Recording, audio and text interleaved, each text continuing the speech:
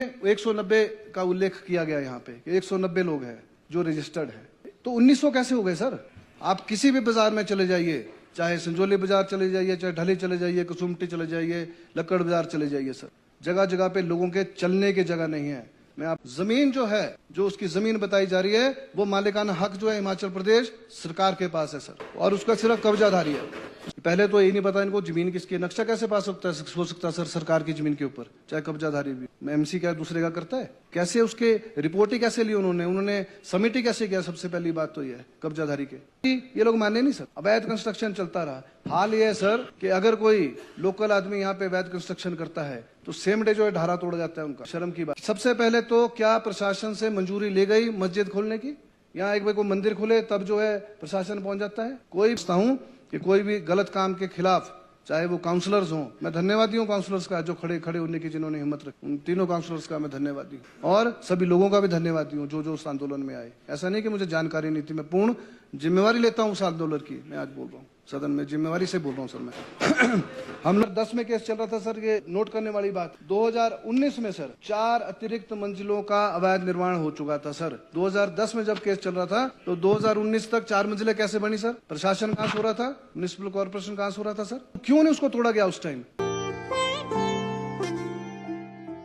अध्यक्ष महोदय, जैसे कि लड़ाई झगड़े की बात हुई और अखबारों के माध्यम से भी हमने देखा, लड़ाई कहीं हुई और उसका मुद्दा जो है वो शिमला शहर के अंदर आ गया। मैं कुछ वास्तविक स्थिति इस बारे में सदन के सामने, आपके माध्यम से माननीय मुख्यमंत्री को अवगत कराना चाहूँ। लड़ाई झगड़ा हुआ मल्याना में, उसको लेके 6 लोगों के ऊपर FIR दर्ज हुई अध्यक्ष महोदय, मैं बताना चाहूंगा, जिसमें से 2 जो है वो माइनर थे और सभी के सभी जो है मैं समझता हूँ मुजफ्फरनगर के बाशिंदे। लड़ाई झगड़ा हुआ, पुलिस ने बिल्कुल कार्रवाई करी। मैं धन्यवाद करता हूं पुलिस प्रशासन का, हिमाचल प्रदेश सरकार का, जिन्होंने इमीडिएट एक्शन लेते हुए उनको अरेस्ट किया, उनके ऊपर केस दायर किया। परंतु उसके बाद क्योंकि मॉब इतना ज्यादा था, उनके खिलाफ आक्रोश था। सवाल यह है कि आक्रोश क्यों है स्पीकर महोदय?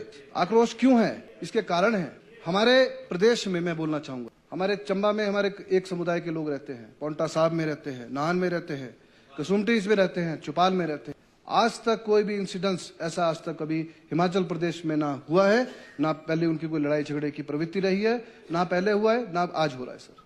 वो शरीफ लोग हैं, बाल बच्चेदार लोग हैं, कोई बगीचा लगा रहा है, कोई खेत खलिहान है, कोई मजदूरी कर रहा है सर। आपके क्षेत्र में भी एक समुदाय के लोग रहते हैं, जो यहाँ के पुराने लोग हैं, उनके मैं तो बोलना चाहूंगा एक भी इंस्टेंस कभी नहीं हो। ये कैसी स्थिति उत्पन्न हो रही है प्रदेश में? जो रोज नए लोग आ रहे हैं, जमात वाले आ रहे हैं, कहीं आ रहे हैं, जिनका अता पता ही कोई नहीं। क्या ये रोहिंग्या मुसलमान है?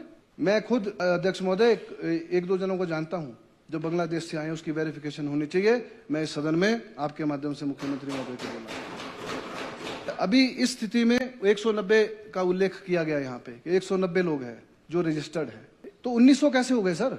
आप किसी भी बाजार में चले जाइए, चाहे संजौली बाजार चले जाइए, चाहे ढली चले जाइए, कुसुमटी चले जाइए, लक्कड़ बाजार चले जाइए सर, जगह जगह पे लोगों के चलने की जगह नहीं है। मैं आपसे मांग करता हूं कि इसको जो हटाया जाए, 190 लोगों की वेरिफिकेशन करी जाए। सबसे पहले तो क्या प्रशासन से मंजूरी ले गई मस्जिद खोलने की? यहाँ एक बार कोई मंदिर खुले तब जो है प्रशासन पहुंच जाता है। कोई भी धार्मिक संस्थान खुले उसके लिए गवर्नमेंट की परमिशन जरूरी होती है। मैं किसी समुदाय के खिलाफ नहीं हूँ सर, लेकिन उसकी परमिशन जरूरी है सर। बिना परमिशन के इन्होंने काम शुरू किया 1950-60 जैसे बोले, 2010 में शुरू आया सर, मेरे पास पूरा मैं रिकॉर्ड में यहाँ भी दूंगा सर। उसके बाद अवैध निर्माण किया गया, विवरण जो है वो उस टाइम जो है 110 स्क्वायर मीटर 2-250 स्क्वायर मीटर मैंने 2500 स्क्वायर फुट का जो है इलीगल कंस्ट्रक्शन करी गई।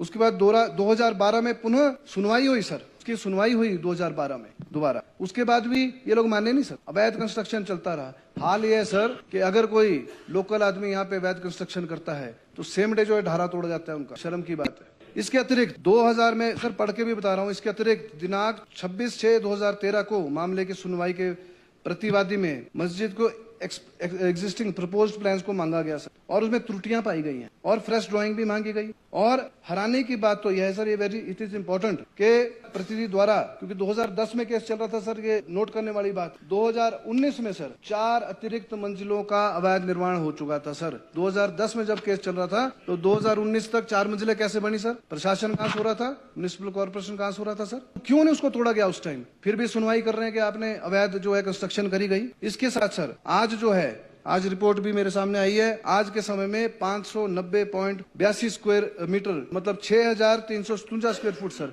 अवैध बनाया गया, जो बड़ी शर्म की बात है। लोगों को चक्कर मार, और इसके हैरानी वाली बात तो सर ये है, मेरे को हैरानी ये है कि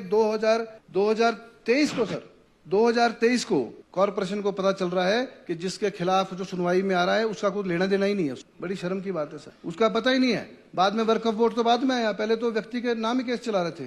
क्या कागज नहीं देखे अधिकारियों ने सर? ये मतलब हैरानी वाली बात है सर। 10 साल बाद उनको ध्यान आ रहा है कि जिसके खिलाफ केस है वो तो प्रतिवादी बन ही नहीं सकता sir, he can not respondent बन ही नहीं सकता। उन्होंने वर्क ऑफ बोर्ड को सर उस टाइम जो है वो ट्रांसफर किया गया। एक और हैरानी वाली बात है सर, मैं ये टेबल पे ले करने जा रहा हूं, जमीन जो है, जो उसकी जमीन बताई जा रही है वो मालिकाना हक जो है हिमाचल प्रदेश सरकार के पास है सर, और उसका सिर्फ कब्जाधारी है।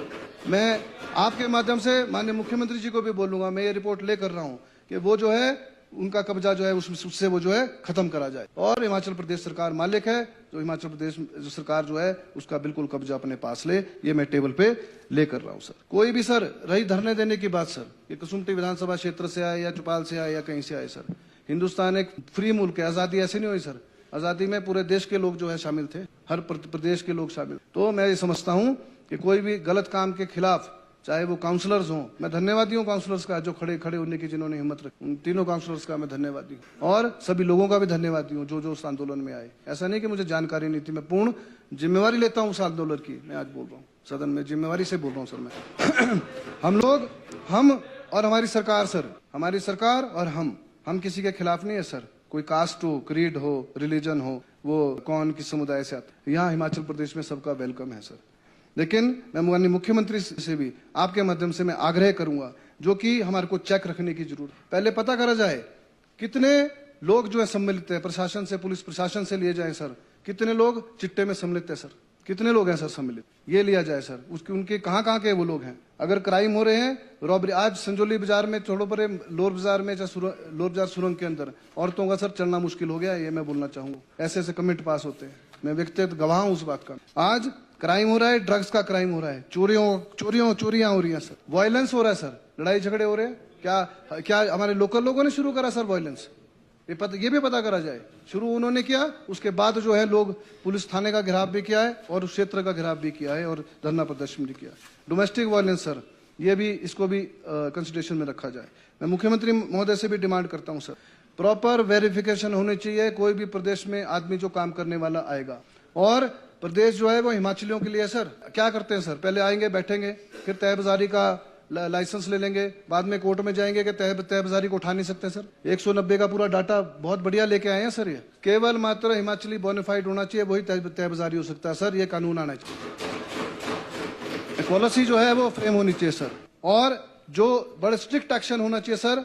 जो अनऑथराइज्ड बैठ रहे हैं, जो पीडब्ल्यूडी और एमसी की सड़कों पे जो है ये बाहर से आके बैठ रहे, उनके ऊपर प्रॉपर एक्शन होना चाहिए। और ये जो मैं बताना चाहूंगा, एक और मैं डिमांड करता हूं सर, ये जो, क्योंकि अभी पेशी जो है 7 तारीख को लगी है सर, शनिवार को। मैं प्रशासन से भी बोलता हूं कि 10 साल हो गए हैं सर, 10 साल नहीं 14 साल हो गए हैं सर, 2010 से 2024 हो गया सर। अभी तक 44 पेशियां लग चुकी हैं, 44 पेशियां लग चुकी हैं सर। लेकिन आज तक पहले तो यही नहीं पता इनको जमीन किसकी, नक्शा कैसे पास हो सकता है सर सरकार की जमीन के ऊपर, चाहे कब्जाधारी भी। एमसी क्या दूसरे का करता है? कैसे उसके रिपोर्ट ही कैसे ली उन्होंने समिट ही कैसे किया? सबसे पहली बात तो यह है कब्जाधारी के, अगर कब्जाधारी की है तो सबसे पहले वो नक्शा रद्द करा जाए। जो अवैध 4 मंजिल बनी है सर, इमीडिएटली एक्शन हो उसके ऊपर, क्योंकि 44 पेशियों में ऐसा नहीं है सर, ये 44 पेशियों में 44 पेशियां लग गई हैं सर।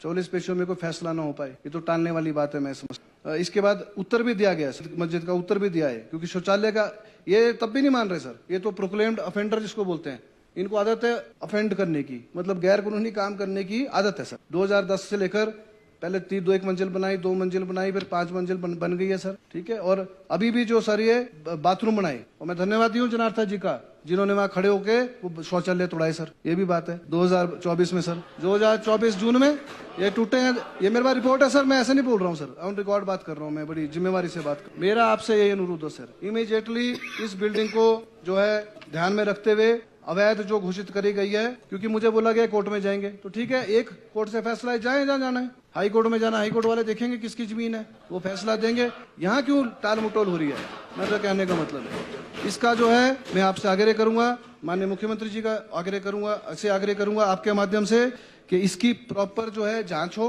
सर, जमीन सबसे पहले जमीन किसकी है, क्या वो अधिकृत है नक्शा जमाना कराने के लिए, कितनी मंजिल 10 साल में उन्होंने 15 साल में कितनी मंजिल रिपीटेडली वर्क स्टॉप करने के लिए, क्यों इनका बिजली पानी नहीं काटा सर?